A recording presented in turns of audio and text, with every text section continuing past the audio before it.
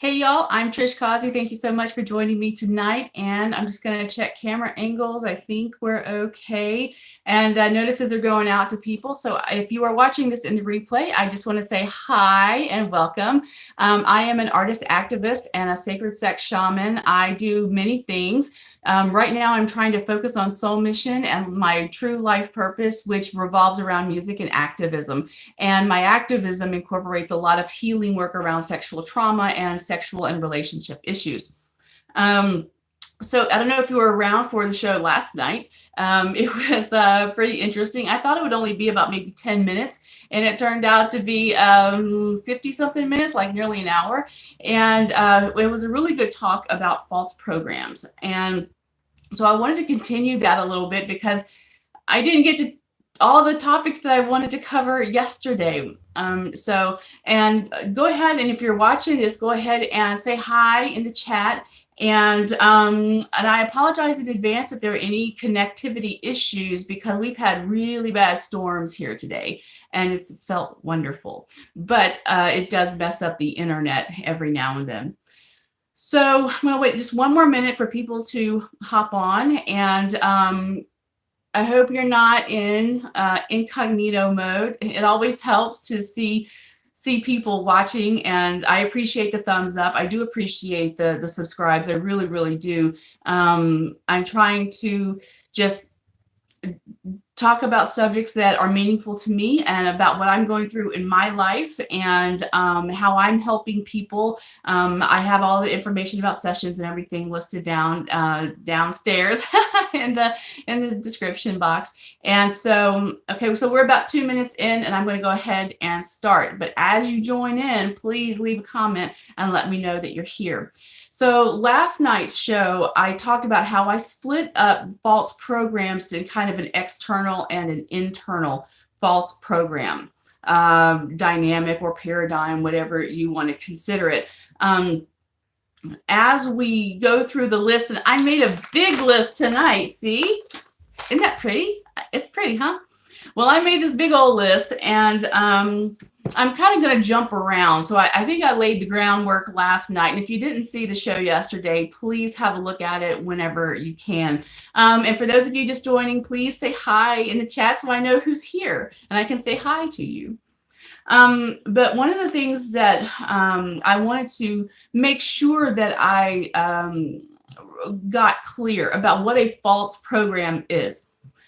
A false program, in my opinion, is a program that is either external or internal of your physical person or your energy field, purposely created to block your ascension of the earth.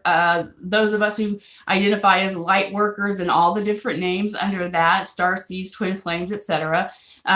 These false programs are purposely created to block us from helping to increase the frequency of the earth, to raise the consciousness of the earth. So what does that mean? That means that we're trying to elevate the consciousness of humanity to be more in harmony and more in unity, to align more with love and happiness and joy and peace, rather than the lower frequency, lower vibration of fear-based programs and fear-based paradigms, which would be war, violence, greed, jealousy, control, insecurity, those kinds of things. Now, I want to be very clear that a false program is different from, say, a soul contract you made before you incarnated into this physical vehicle that you're wearing right now.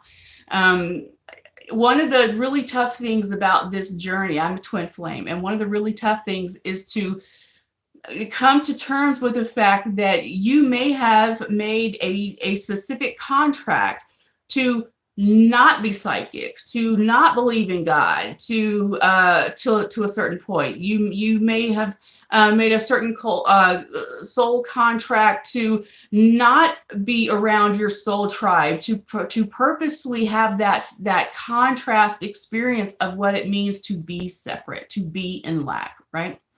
So I just want to make it clear, and sometimes it can be very confusing to distinguish between a false program that is meant to purposely block you from your ascension and helping others ascend and raising the consciousness of the earth.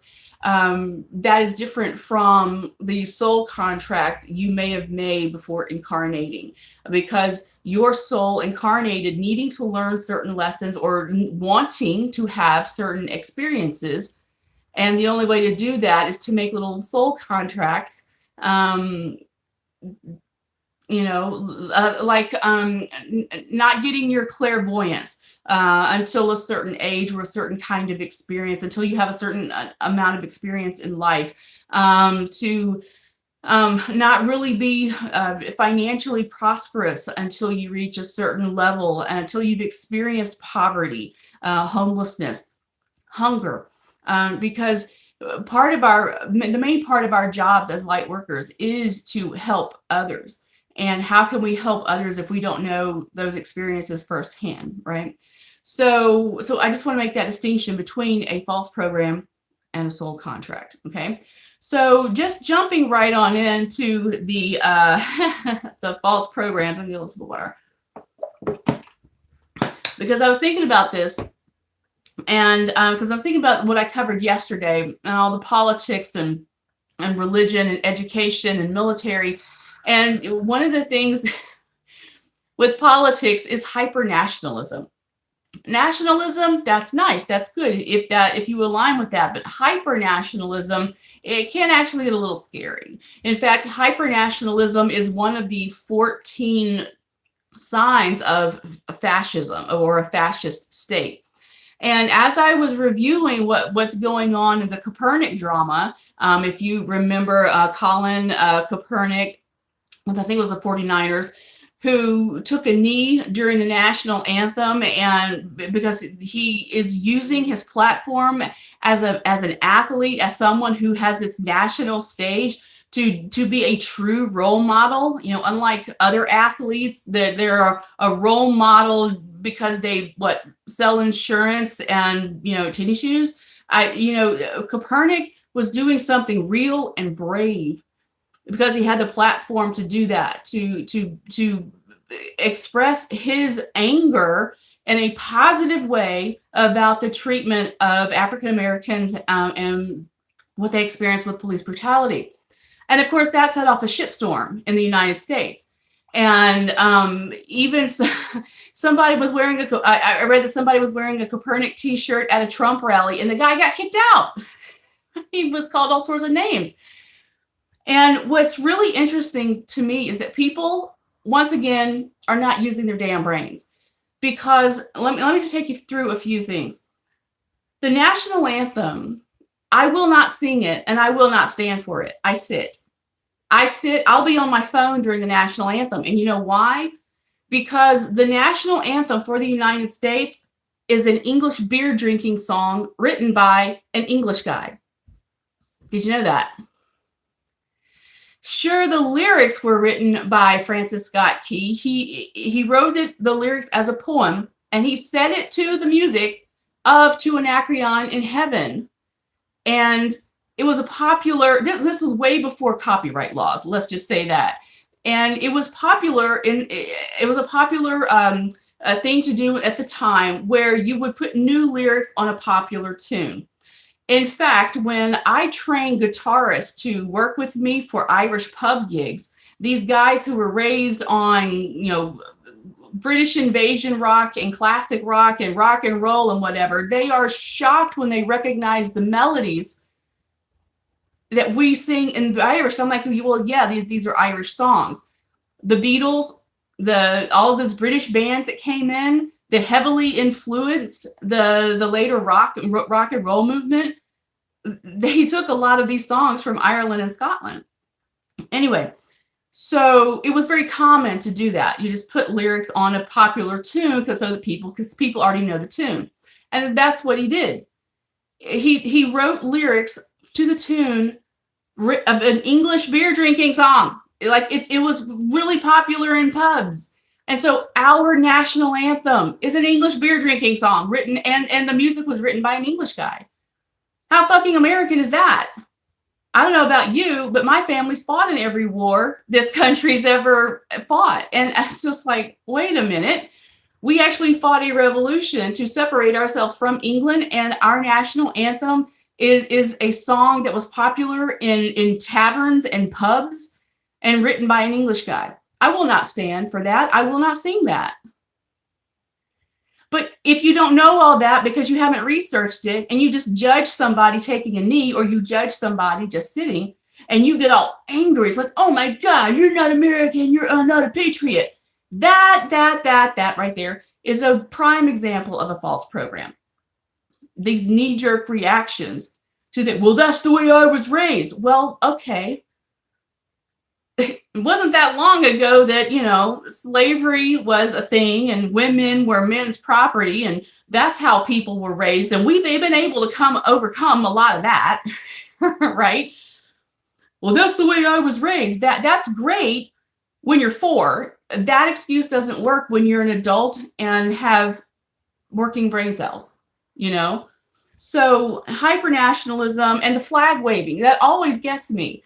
All these, these cheap decorations people decorate with, red, white, and blue, that they probably bought at Walmart or some, party supply place, and all this stuff, all these little plastic American flags and shit were made in a sweatshop in China. How American is that? It's like people do not think, because there is this false program, this paradigm of this is Americana and you don't question it. By golly, you better goose step in line or else you'll be ostracized.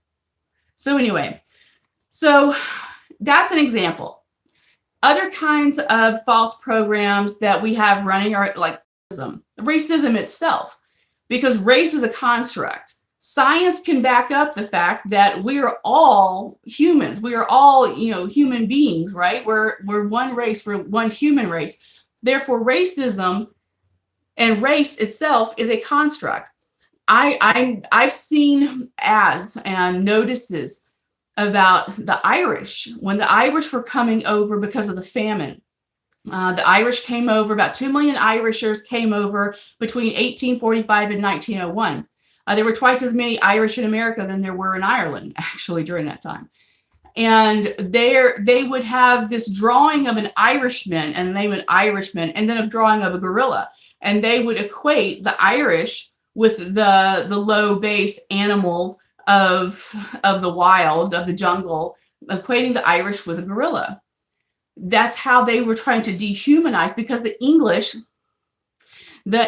considered the Irish to be a completely different race, and a race that was very subservient and not worth anything except to, steal Ireland's land and force the Irish to work that land, And then you look at India, the history of India and the caste system. That's a false program. That's a paradigm of separation. And so you can kind of see how this continues. If you speak out against it, then you're labeled, a troublemaker. I list troublemaker as a skill on my business card. I do.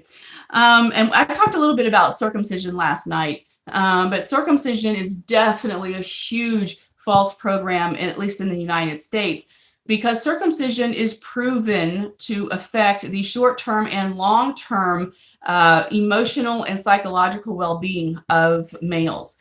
And even the 13th and 14th century Jewish scholars wrote about the purpose for continuing circumcision, as they did within their Jewish culture, was to specifically lessen sexual pleasure for men. Nothing to do with the covenant with God. It was specifically to lessen the sexual pleasure for men, because they recognized, and they even write about this, that intact men have women falling all over them. The women can't get enough of them. But a circumcised man, he does his duty with his wife and she's fine. You're like, yeah, I'm good. I'm done. Yeah. Okay. You go do whatever it is you're going to do. But yeah, so the idea, so how was that program? Keeping men distant from their emotions, keeping men distant from being able to express love, express emotions. You see this right now. We're having this wave of sacred masculinity coming in to try and deal with or remove toxic masculinity, the toxic masculinity of the past 6,000 years of patriarchy. And so circumcision in the United States has been a big part of that, to numb men sexually, which in turn numbs men emotionally, which in turn creates a culture of men who don't question authority. And it's, I'm not going to use this whole show to talk about circumcision. I do that enough on Instagram. But I hope you can kind of see how the false programs that are outside of us are created to keep us separate, to keep us in fear, to keep us in various lack consciousness, in poverty consciousness, to purposely hurt our relationship so that we don't express fully. And when we can't express our emotions, we can't heal. And when we can't heal and we can't express, then we can't connect. And it's that connecting that allows us to really anchor in the unity consciousness. Okay. Okay, so let me go on to, now I see y'all watching. Feel free to leave a comment. I'm just going until somebody wants to leave a comment. So now we're going to get into some of the woo-woo side of things, you know, and it's going to be a little woo-woo. But one of the things that's a false program is time itself, you know, because time does not actually exist. And I had a really incredible experience with this. Let me get a little more water. Because like a lot of people, you know, I was concerned about timelines and am I in my highest timeline? And let me tell you, I have a story. I will not tell it now because I don't want this video to be forever. But I have a story about jumping timelines that involved a city bus going missing. So it was quite interesting. And have I accepted Satan or Lucifer? No, I have not. Because Satan means adversary to God. And I suggest you look up the work by Elaine Pagels, very noted biblical archaeologist and anthropologist, where she defines and really goes into the meaning of Satan. And Lucifer is the way, the truth, and the light. Well, if you know that Lucifer actually means bringer of the dawn, maybe that could be true in that perspective. In fact, there are people still alive today who remember when they were kids, a box of matches used to be called a box of Lucifers because they were light, right? And that's what Lucifer actually means, Luciferum. Yeah. So anyway,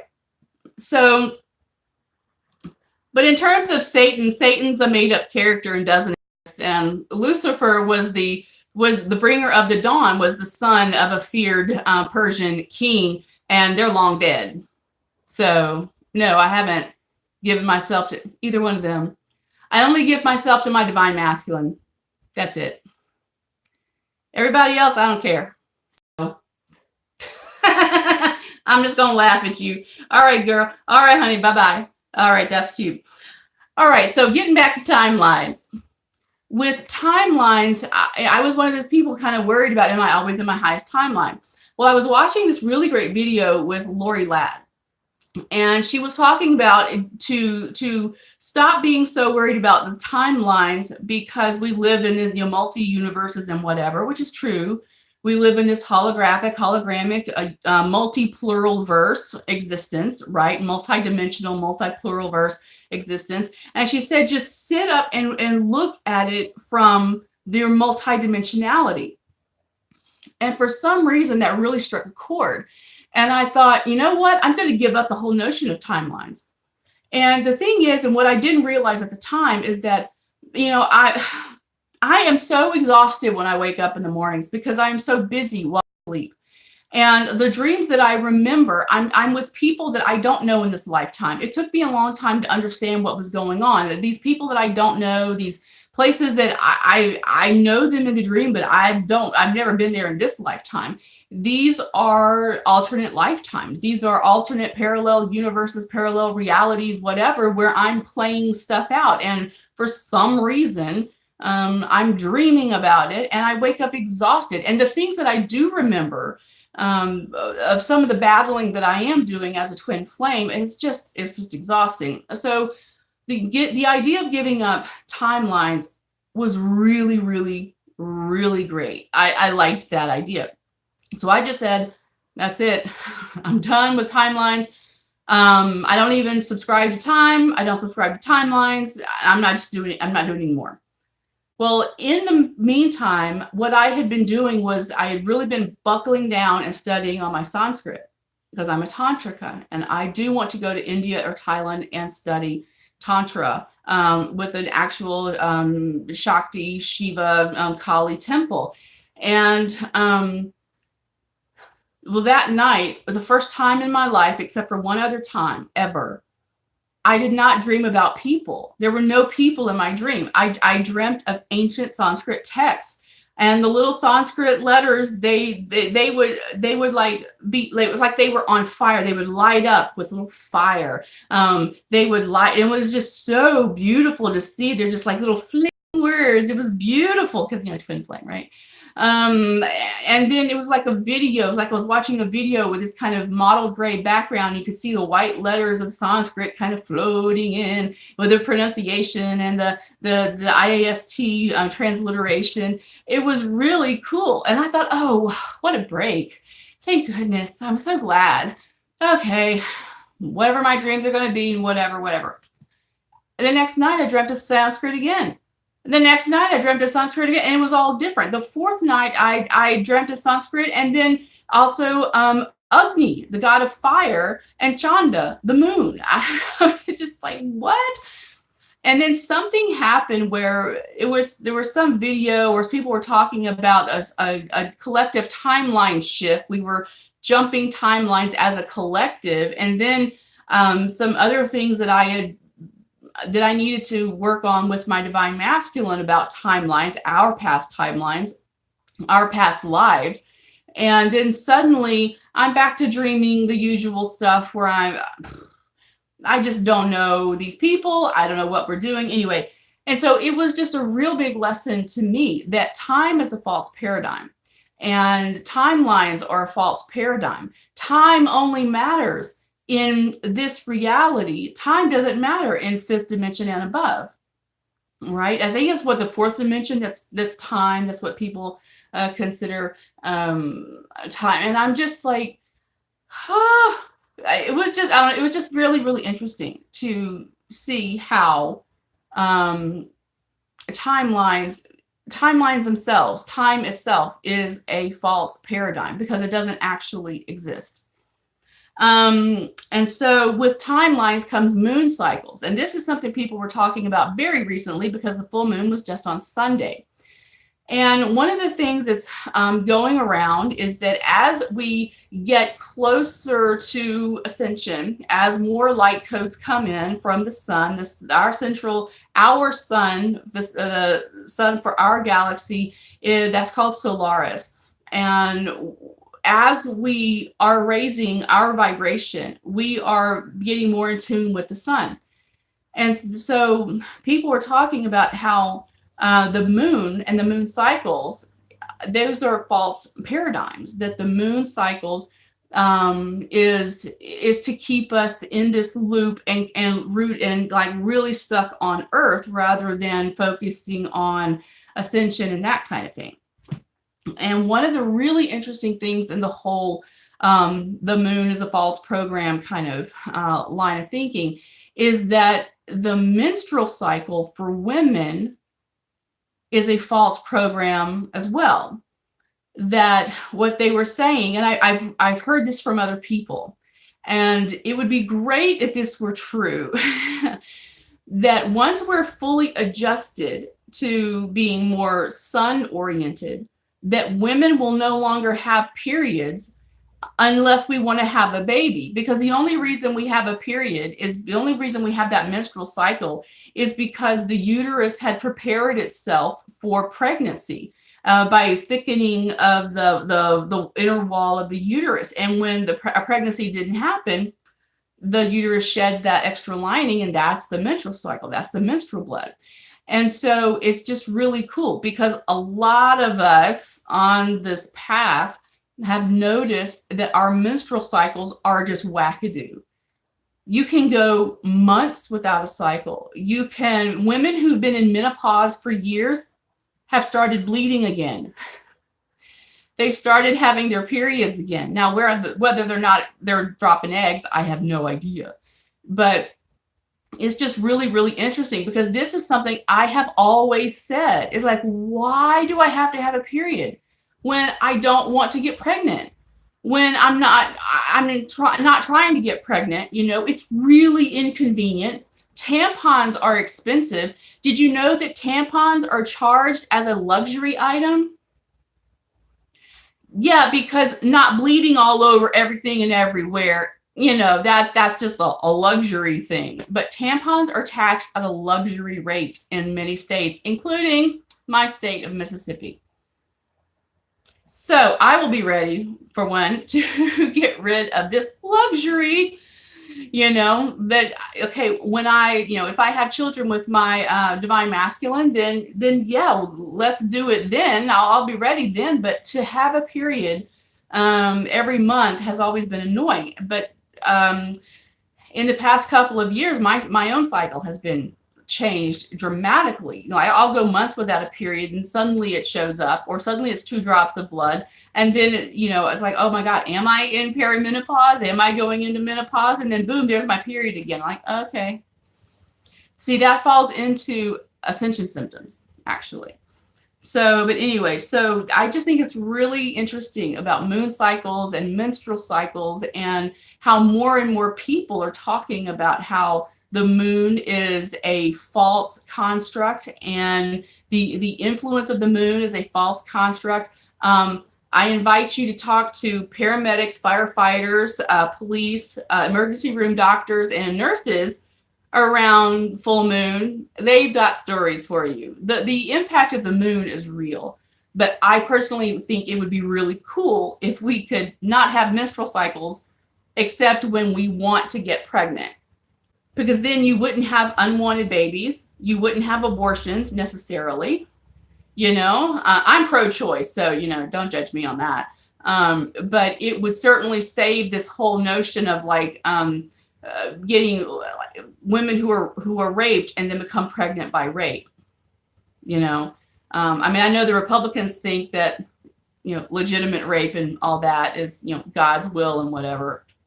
But anyway, so the last bit of this Cuckoo for Cocoa Puff train is talking about false spirit guides. And I talked a little bit about this last night. If you please watch the other video, the part 1, because the false higher self program was a big shock for me. And the false spirit guides are also a thing. And it's really important for you to clear your spirit guides every now and then. If you've been working with a certain group of guides, it's not that they've suddenly become bad to you, but it is good as you grow, as you go through big experiences and, or sudden change. It's really good to say, just to a thank you for those of you who've helped me, and just basically clear the deck and then start over. So clearing your spirit guides can help in that regard. And another thing, you can always call on your guides. If you call on them by name, you can call on them by calling on your true spirit guides, your true guardian angels, your true higher self, because that will bring in your true higher self, your true guides, rather than just calling on, Archangel Bob. I know Archangel Bob, we've been working together for years, but I just don't sense you're with me anymore. Well, start calling on the gods and goddesses of the highest vibration and intention of love and light. rather than calling on gods and goddesses by specific names, just for a little bit, just to kind of shake it up. And if you notice that certain gods and goddesses aren't there anymore, invite the ones you want in, as long as they align with the highest vibration and intention of love and life. Okay. And this is a biggie.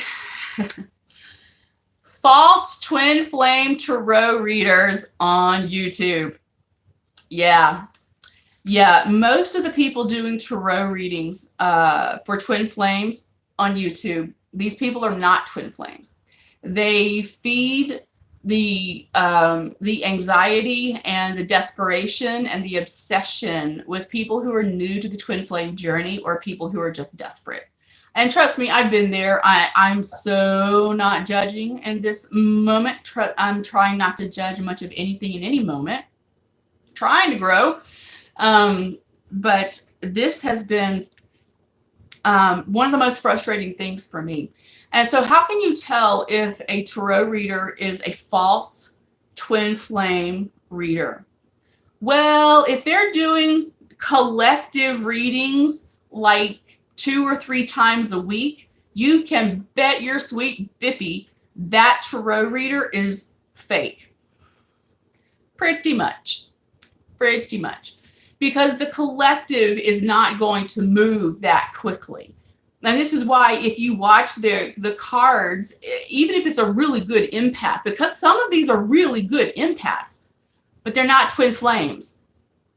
They're not twin flames. And what's happening is that they do these readings just to get views, and their channels are monetized. And so it was really disappointing when I noticed some of the readers that I really respected, once this twin flame thing, it just seemed to really jump off at the beginning of 2018, end of 2017, but the beginning of 2018 in March, with that March wave and all. And, people, tarot readers who were doing maybe 1 reading a week, suddenly they were doing 2. And videos that lasted maybe 20 to 25 minutes, now the videos are 54 minutes. Either 45 minutes, 54 minutes, sometimes even over an hour. And they're doing this 3 times a week. Well, I've got news for you. The collective does not shift that quickly. I mean, have you ever been in a packed theater, say a 1,000-seat or 2,000-seat theater, and the show's over and then suddenly everybody gets up to leave at the same time? Does everybody leave the theater immediately at the same time? No, it's a process. It's like me, okay, I'll just be sitting here and I'll be waiting. or you leave a sports event or a rock concert. It can take hours to get to your car and out the parking lot. The collective does not move that quickly. So you can tell if somebody's doing twin flame updates, twin flame collective readings, twin flame divine masculine to divine feminine readings 2 or 3 times a week. That is a fake reader, and they're just trying to get views, and I bet their channel's monetized. So, because nowadays it's not just about the number of views, it's about watched minutes. That's how you get paid what you get paid from having a monetized YouTube channel. So that's also part of why, because YouTube changed its rules. So it's not just about the number of clicks, the number of people who clicked on the video. That's the way it used to be. Now it's minutes watched. So between videos now 2 to 3 times a week, the videos have gone from being 20, 25 minutes to nearly an hour, almost every one of them.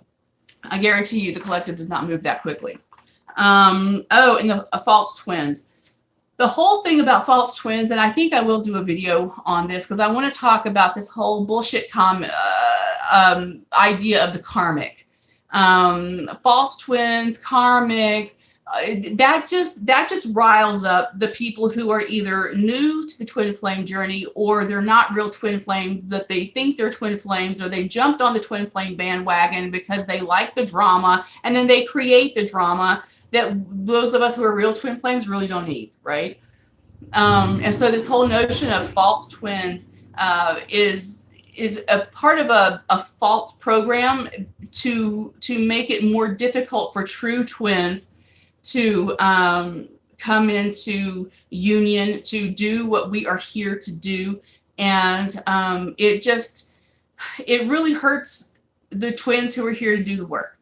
And so so I know I jumped around a lot tonight. I wanted to just kind of pick up where I left off last night. I am a Libra. This is the way my brain works. So even with notes, I know I went around to lots of different topics. So again, I just want to reiterate that a false program, like what I'm talking about, is going to be a program that is hardware, software, implant, chip, or that would be like an internal thing, or it's going to be something external, and it's going to be usually a societal paradigm, politics, religion, education, military, nationalism, racism, circumcision. It's going to be something in the people, places, and things outside of you trying to control you or keep you in whatever matrix or grid that keeps you in fear-based mentality. Right? Because ultimately every choice is made out of either love or fear. There's really nothing, the choices are just that. You got love, you got fear. And it's like if you go to the gym, did you go to the gym today because you loved your body and you want to be healthy? Or did you go to the gym because you ate way too much birthday cake and ice cream? And now you're feeling kind of guilty. And you're like, oh, it's going to go straight to my hips. Oh, look, there it is. I better get to the gym. Right? That's a fear-based thing. That's not love. So it's like, you know what? I loved that birthday cake. I loved that ice cream. Now I love myself. I'm going to love my ass at the gym. I'm going to do my squats. And I'm going to get out there and work. We all have at it. That's fine for y'all. I don't do that. But so then again, so a false program is meant to keep you in lack consciousness, poverty consciousness, abandonment consciousness, fear-based consciousness or fear-based paradigms. And again, don't confuse that with a soul contract that you made for yourself. Now, how do you know the two? How do you know? You need to talk to somebody, very probably, unless you can do the meditations and do the inner work. I'm going to say gurus for another thing, but false prophets, I think that kind of goes with religion, especially televangelists. But I do want to talk about gurus, but I'll save that for another show. And so since the only comments I saw were either ridiculous or just dumb, I'm going to go ahead and sign off. I am very grateful for those of you who joined me tonight. I know the weather is really bad. And people are actually still kind of getting back in the swing of things with the long weekend and whatever. So I'm very grateful. And please leave a comment if you're watching this on the replay so I can know that you watched and all that jazz. So thank you very much. And check out my links below. And if you'd like a session with me, please contact me. That is why I'm here, is to help as many people as I can. All right. I will see y'all soon. Mwah! I love you. And remember, only love is real. I will see y'all soon. Bye.